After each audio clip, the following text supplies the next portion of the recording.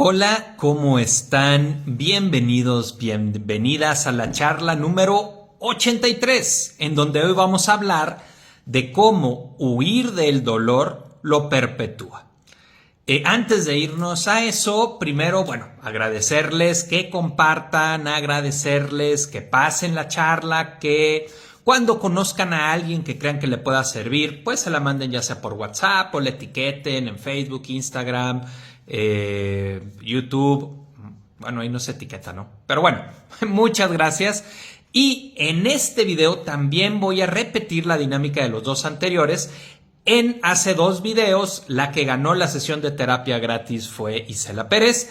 En el video anterior fue Jessica Ontiveros. La de Isela Pérez ya tuvimos la sesión.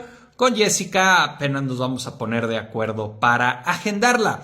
Entonces, si tú comentas en este video, ya sea por YouTube, por Instagram o por Facebook, pues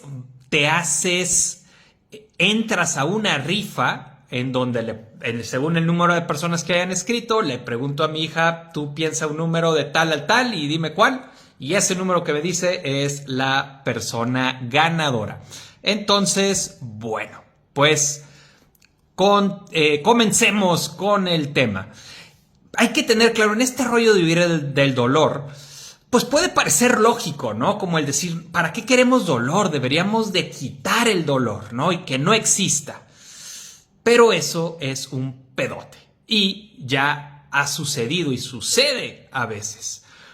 Nuestro cuerpo, por naturaleza, siente dolor. Y es una bronca muy grande cuando alguien, por alguna razón de su sistema nervioso, no siente dolor en el cuerpo, porque es muy peligroso. ¿Para qué sirve el dolor en el cuerpo? Para decirnos que algo no está bien. Entonces, por ejemplo, no recuerdo en qué libro leí hace muchos años, pero hablaban de esto y decía cómo un soldado que tenía un problema con su sistema nervioso, entonces no podía sentir dolor. Si tú le cortabas, no le dolía, si se golpeaba, no le dolía. No tenía la capacidad de sentir dolor. Y uno podría decir, oye, pues eso no suena tan mal, ¿no? Que no me doliera nada. En general, en realidad es una bronca. Porque, por ejemplo, a este soldado lo que le pasó es que estaban en un portaaviones y se le ocurrió salir descalzo, ¿no? Andaba descalzo y caminó en el portaaviones y cuando regresó se le habían cocido los pies. ¿Por qué? Porque estaba el sol, el portaaviones pues es de metal y él no se dio cuenta que el metal estaba con una temperatura altísima y se le cocieron los pies. Llegó ya ahora sí que como arrachera el cuate. ¿Cuál fue la bronca? Que no tuvo el dolor que le dijera, hey, esto está muy caliente, quítate de ahí. Bueno, de igual manera, el dolor en la vida nos indica que algo no está bien. Entonces la respuesta en realidad no sería desaparecer el dolor. Si quitáramos el dolor, pues a lo mejor nos hubiéramos casado con nuestro primer novio, nuestra primera novia. ¿Por qué? Pues porque nada nos hubiera molestado jamás. O no hubiéramos salido jamás de casa de nuestros papás y nos hubiéramos quedado ahí. Créanme, no suena muy chido un panorama sin dolor. Cuando somos niños, esta cuestión del dolor funciona perfectamente. Y tú lo ves con un niño muy pequeño. Está triste, llora. Algo no le parece, llora. O se enoja, o se ríe, o está en total contacto con lo que está sucediendo y automáticamente reacciona ante lo que está sintiendo con lo que está sucediendo.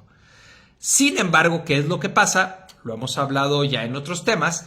Papá y mamá no pueden con eso. Y no pueden con eso porque a ellos mismos, sus propios papás no pudieron con eso y son cosas que se pasan de generación en generación. Papá o mamá no podían tocar con su propia tristeza, entonces si el niño o la niña estaba triste, no, hacían algo para que eso no pasara. Esos papás, ¿no? Estos que en inglés les llaman papás bulldozer o helicopter parents, una cosa así, en donde no pueden con que el hijo experimente una situación desagradable. No pueden con eso. Y entonces están todo el tiempo queriéndole quitar cualquier cosa en donde el niño o la niña pudiera sentir tristeza. No, cabrón, no va por ahí. La vida también tiene experiencias tristes, también tiene momentos de frustración. No se trata que tú se los pongas, pero si la vida los puso ahí, acompáñalo en su frustración, pero no se la quites. Porque lo único que en realidad estás haciendo es que tú no puedes con esa tristeza. Tú no puedes con la frustración de tu hijo o de tu hija. Otros son los papás que se sienten culpables en la crianza y entonces desde su culpa no permiten que su hijo o su hija experimente algún sentimiento desagradable, ¿no? Alguien que acompaño me decía la otra vez que su hija le dijo, vete para allá, mamá, no quiero hablar contigo, estoy enojada. Y yo le decía, oye, se ve muy claro el trabajo que has hecho con tu hija, porque tu hija se siente capaz de poderte decir eso. Hay muchos hijos o hijas que se dan cuenta que su papá o su mamá no pueden con eso. Y entonces se tienen que tragar cualquier sentimiento desagradable, porque si se lo dicen a su papá o a su mamá, se van a sentir ansiosos, porque sienten que algo están haciendo mal, ¿no? Un tercero es, se los prohibieron a ellos. A ellos no les permitieron expresar esos sentimientos desagradables y entonces papá y mamá en automático te los prohibieron a ti. 4. Cuando el hijo o la hija conecta con esos sentimientos desagradables, hay mucha impotencia en papá y en mamá y entonces el hijo o la hija lo percibe y bloquea esos sentimientos. A esto vamos a unirle que estamos y hemos crecido y vivimos en una sociedad dolorfóbica, una sociedad que le tiene pavor al dolor. Y entonces, como sociedad le tenemos pavor al dolor, cuando alguien está con dolor, inmediatamente lo que queremos, en lugar de abordar, a ver, te está doliendo, hay que entrar en tu dolor, qué onda, qué estás sintiendo, lo que haríamos en terapia, no. En las sociedades, vente, vamos a echarnos unas chavas, güey, y olvídate de eso. Vente, vámonos, vamos a ver un maratón de Netflix para que ya no te acuerdes. Hay que hacer lo que chingados tengamos que hacer para que ya no sientas ese dolor. No va por ahí. A mí me pasó, un muy amigo que quiero mucho, en la misa de mi mamá. Acá mi mamá había muerto unos días antes y entonces pues yo estaba llorando, ¿no? Obviamente. Y llega este amigo y me dice, güey, ¿por qué lloras? Tu mamá ya está en el cielo, tu mamá ya se siente bien, ¿por qué lloras? Yo, cabrón, pues si no estoy llorando por ella, estoy llorando porque la extraño, güey, estoy llorando porque ya no la voy a ver. Ah, ok, está bien, entonces llora. Pero ven la reacción, es una reacción dolorfóbica. No mames, si no puedo llorar en el funeral de mi mamá, pues ¿dónde chingado voy a poder llorar, no? O sea, como ¿para qué tengo esa capacidad de llorar? Ya hablamos de esto en el video de los sentimientos, pero bueno, partiendo de aquí, lo que quiero que cachemos es cómo aprendemos a huir del dolor, aprendemos a huir de esos sentimientos desagradables. ¿Y qué es lo que sucede? Si nosotros nos entregamos al dolor como lo hace un niño pequeño, el dolor es flujo.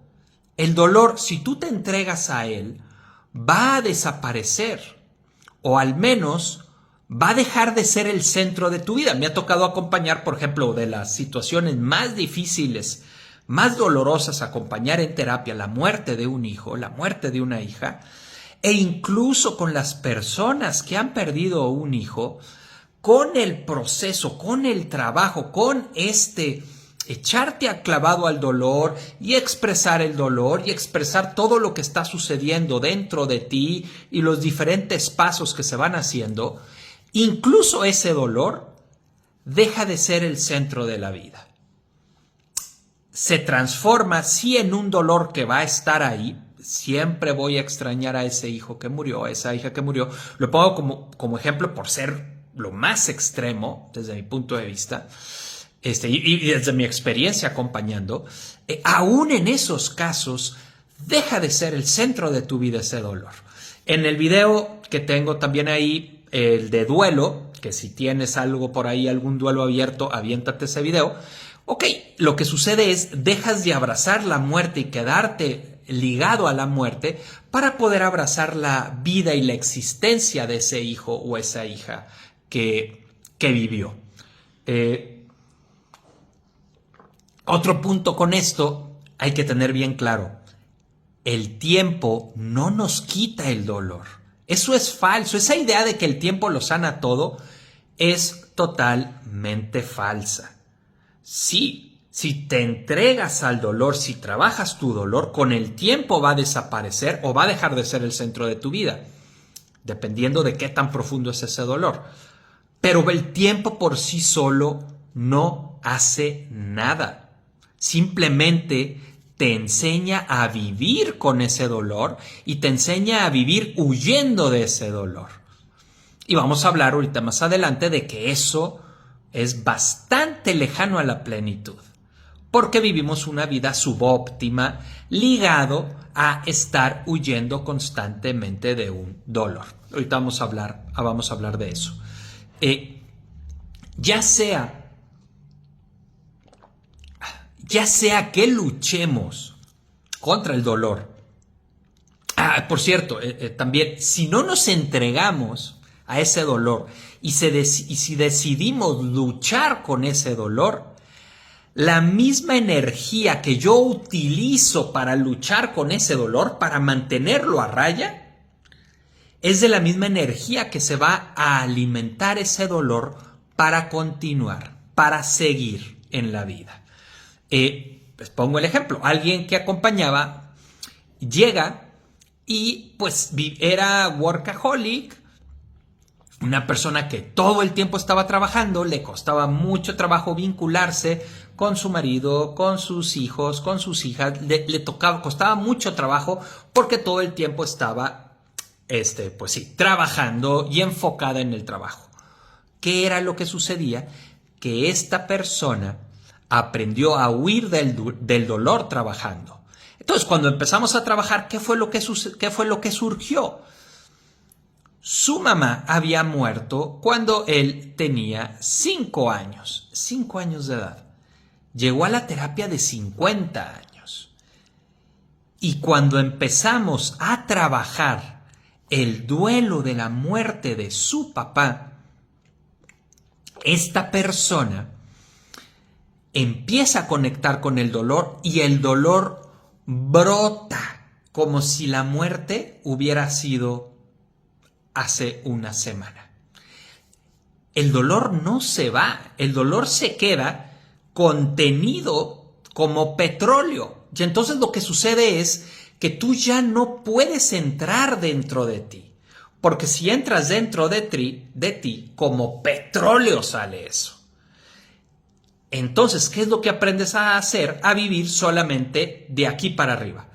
Y es como tener una casa muy grande en donde solamente vives en la cocina. Ya no habitas la sala, ya no habitas el comedor, ya no habitas el jardín, ya no habitas la habitación, porque hay fantasmas ahí.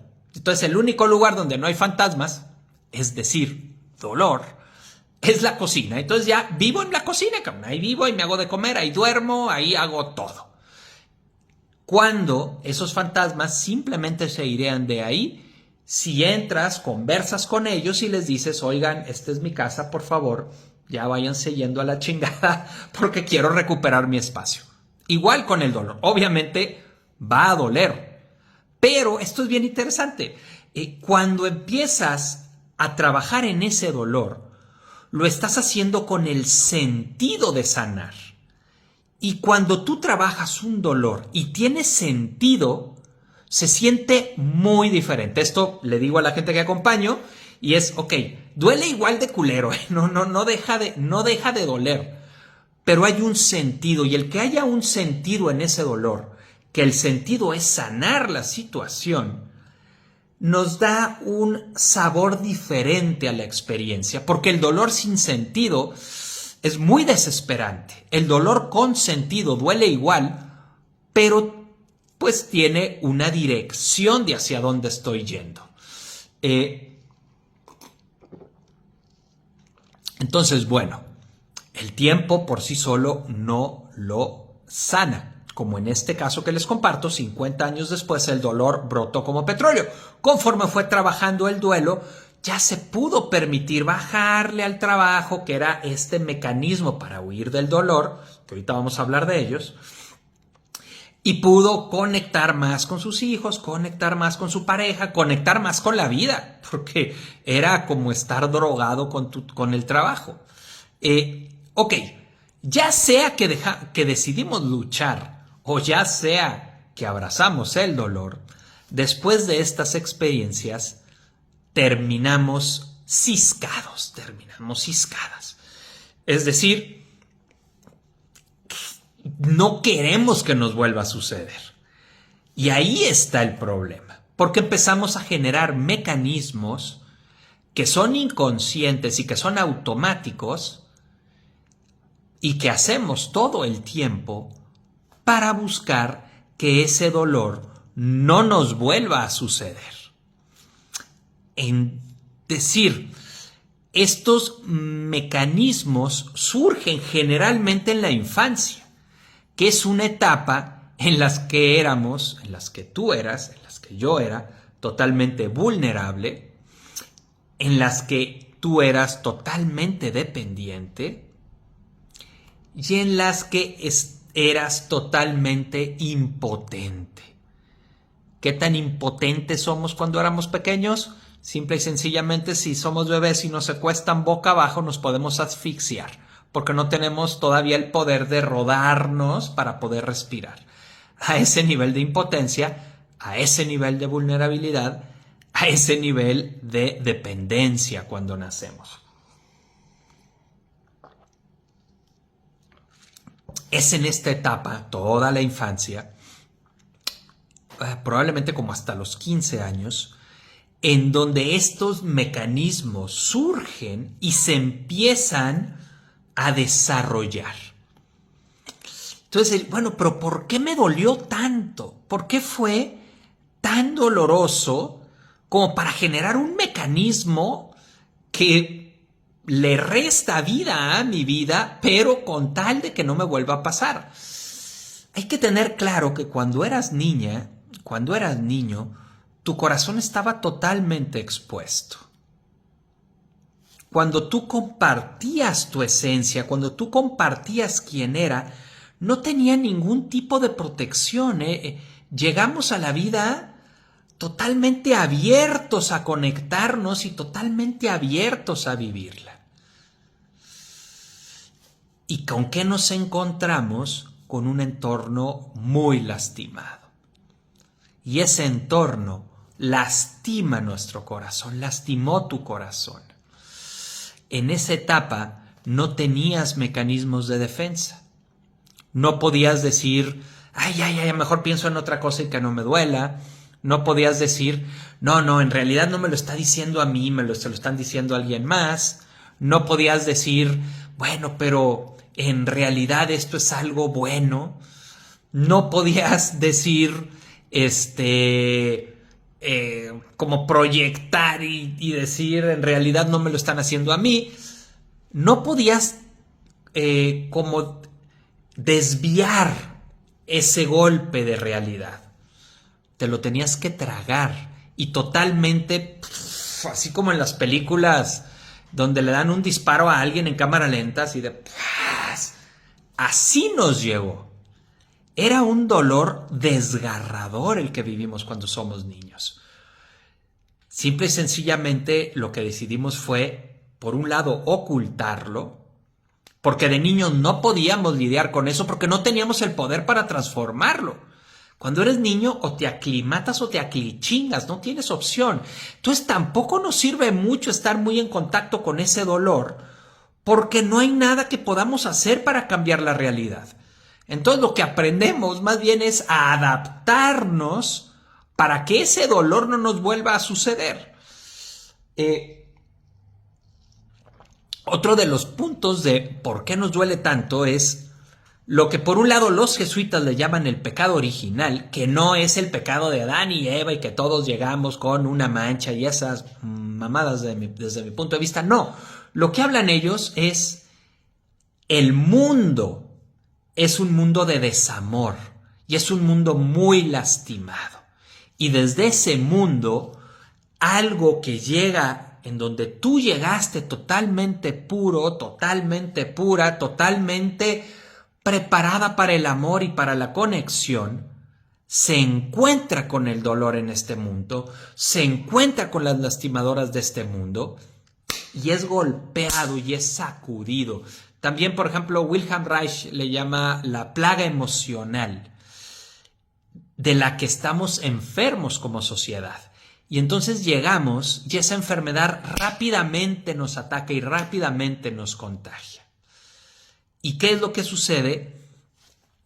No queremos que ese dolor nos vuelva a suceder. Y esto lo hacemos desde que estamos muy pequeños. Y depende de qué fue lo que vivimos y cómo era nuestro temperamento para ver cómo lo acomodamos para tratar de que no nos vuelva a suceder. Les voy a hablar ahorita rápido de 9 heridas, 9 formas en las que pudimos tal vez adaptarnos y generar estas dinámicas para huir del dolor. Y que después hacen que nuestra vida sea muy pobre.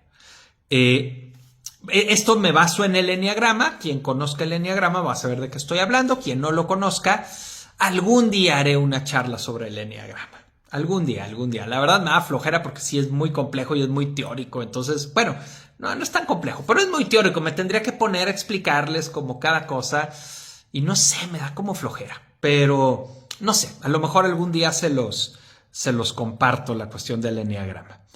Pero bueno, entonces, en eso me voy a basar. Vamos a suponer que tú ve checando cuáles te van sonando. Hay un libro, muchos lo habrán leído, de las 5 heridas fundamentales, de esta, se me olvidó el nombre, ahí lo tengo de hecho en el consultorio. Pero bueno, en el diagrama maneja 9, no 5. La primera vamos a hablar de alguien que dice, no quiero que me vuelvan a juzgar, porque me partió el corazón cuando me sentí juzgado. Y entonces empiezo a generar estrategias para que no me juzguen. En este caso, la estrategia de tratar de hacer todo bien, de no cometer errores. ¿Para qué? Para protegerme del juicio de los demás. Y estas conductas, como he dicho, se vuelven en inconscientes. Y entonces estoy haciendo algo que en realidad vale madre que lo haga bien o mal. Se trata de divertirme, pero yo estoy tratando de hacerla bien porque me da pavor ser juzgado. Otra herida. No quiero que me dejen de amar. Y entonces voy a tratar de ganarme el amor de los demás, tratando de servirles lo más posible para poder obtener su amor y que no me lo quiten. Y tengo esta conducta y empiezo a servir y a veces no toca que sirvas, toca otra vez nomás divertirte o toca más bien ser muy efectivo o ser muchas otras cosas y no que sirvas a los demás en ese momento. 3. Me minusvaloraron, me hicieron sentir que no valía y entonces voy a estar buscando como conducta el éxito, tratar de sobresalir, de que me vean por encima de los demás. Y lo hago como una conducta. Les digo, no está mal que de repente queramos hacer esas cosas. El problema es que esta conducta, como estoy huyendo desesperadamente del dolor, se convierte en una conducta desesperada. Y cuando es desesperada, ya no discierno, ya no me paro en el presente para ver si conviene o no, sino que lo hago automáticamente en todo momento. Y ahí ya hay un pedo, porque hay momentos en donde no importa que sea exitoso, sino lo que importa es sentirme querido. O momentos en donde no importa hacerlo perfecto, sino lo que importa es conectar con las personas o simplemente hacerlo, aunque no quede perfecto, como estas charlas, ¿no? Otro, que me comparen y entonces en el momento en que me siento comparado, mi estrategia va a ser tratar de ser diferente a toda la gente de manera que no pueda haber punto de comparación conmigo. Y entonces siempre voy a estar buscando hacer algo en donde no me puedan comparar porque va a ser totalmente diferente. Y repito, a veces, la mayoría de las veces no toca eso, toca vivirte de otra forma. Otra de las heridas, me hicieron sentir incapaz. Y entonces todo el tiempo voy a estar tratando de prepararme, de tener la información, de tener el conocimiento para demostrar que soy capaz, que puedo hacerlo y que sé cómo se hace. Otra herida, me abandonaron. Y como me abandonaron, entonces la conducta que voy a tener para tratar de huir de eso es pegármele a la gente como chicle y que no me vayan a dejar jamás. Obviamente, ¿qué es lo que sucede con todas estas conductas? Pues terminan generando lo contrario. Terminan generando que me abandonen, que me juzguen, no ser exitoso, que me comparen, que me dejen de amar, etc. Otra de las heridas, que me hagan sufrir. Y entonces yo, huyendo tanto del sufrimiento, lo que voy a hacer va a ser generar vínculos superficiales en donde me la llevo bien con todos, pero no profundizo con nadie y así nadie me va a hacer sufrir porque nadie es realmente importante para mí. Otra, me humillaron. Entonces, ¿qué voy a hacer? Voy a ser alguien como conducta automática, voy a tener poder para que nadie más me vuelva a humillar. Y entonces voy a ponerme por encima de los demás y me voy a chingar a los demás para que nadie me humille y se den cuenta que yo soy el mero chingón.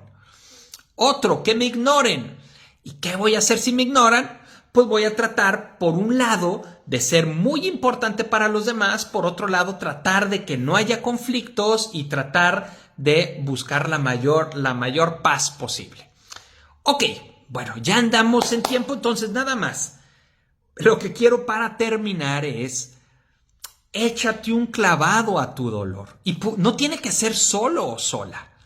Puede ser acompañado, puede ser obviamente en terapia, puede ser con algún amigo o amiga, familiar, que le tengas mucha confianza y sepas que no te va a repetir de tus heridas, porque lo peor que te puede pasar, me pasó una vez que yo estaba hecho pedazos, voy y le cuento a un amigo y lo que hace es juzgarme.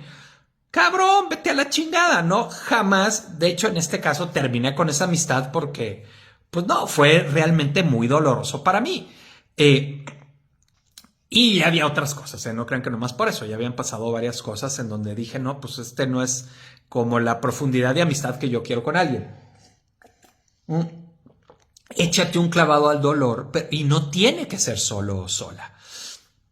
Porque si te mantienes en esta dinámica de huir del dolor, te vas a mantener con estas conductas que solamente sirven para sobrevivir. Y como le digo a la gente que acompaño, cuando vienen a terapia, les digo, a ver, tú vienes aquí porque ya te cansaste de solamente sobrevivir. Quieres empezar a vivir. Y para vivir necesitas dinámicas muy diferentes a todas estas que has generado para solamente sobrevivir. Ok, gustazo en verte, compártelo si crees que a alguien le pueda servir, etiquétalo, pásalo por WhatsApp. Y bueno, ya saben, quienes comenten en el video, no nada más hola, ¿cómo está? Sino que comenten ya sea de sus experiencias, con qué estén de acuerdo con el video, qué no están de acuerdo, que aporten a la comunidad. Bienvenidos, bienvenidas y entran en la rifa para una sesión gratuita de terapia. ¿Ok? Echémonos un clavado en nuestro dolor, dejemos de huir de él. Un abrazo con mucho cariño. Nos vemos la próxima semana. Chao.